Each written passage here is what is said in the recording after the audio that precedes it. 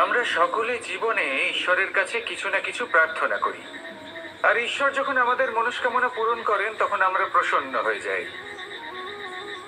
কিন্তু যখন ঈশ্বর আমাদের মনস্কামনা পূর্ণ করেন না, তখন আমরা ভাবি, সন্দেহ করি যে সত্যি ঈশ্বর আছেন।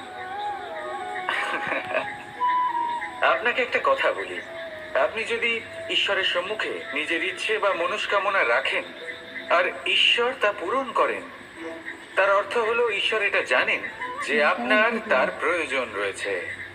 কিন্তু যদি আপনি কামনা করেন আর তা পূর্ণ না হয়, তাহলে শুধু এটা মনে রাখবেন যে ঈশ্বর সেই সব দেখতে পান যা আপনি দেখতে পাচ্ছেন না।